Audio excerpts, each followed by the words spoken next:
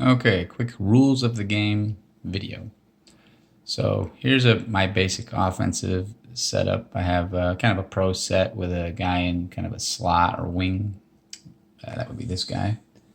And the way it works is on this field, this is a 45-inch field. The standard for ball carriers that are not the quarterback, they have to be at least 7 yards off the line of scrimmage. That would be these two guys. And they have to be aligned originally between the tackles. Tackle, tackle. Then the defenders, the defensive line, they're set. If you're within 7 yards of the line of scrimmage, you can't move. You can't adjust. To be a defender that can be adjusted in response to an offensive adjustment, you have to be at least 7 yards off the line of scrimmage as well. So all four of these guys could be adjusted. That safety also, if I wanted to.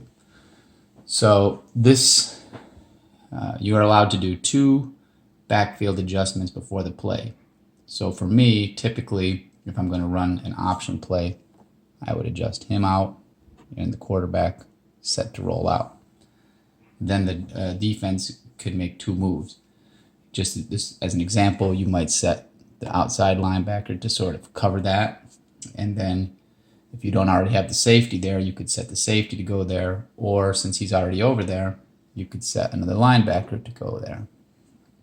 Now, from here, the final move before the play starts is to hand the ball either to the running back, sweeping the quarterback, or this running back in a dive play. And see here, the dive play sets up pretty well because you don't really have, you've sent linebackers out, so you don't have a lot here to defend that dive play. So you might do that. Otherwise, the only other rule that comes into play is receivers outside the numbers. This guy, the defender, has to be at least 3 yards off him. I don't do any other sort of fancy rules with regard to receivers. The other rule is substitutions. You may substitute the quarterback for the quarterback after the play has stopped, and you've stopped the quarterback and he's passed if he has the ball. And you obviously substitute in your throwing quarterback if you're going to throw a pass. Or you could scramble. That means that you could adjust him to try to run the ball, but then any unengaged defender could be turned to tackle him. Another thing that could happen is you can substitute this guy before the play begins.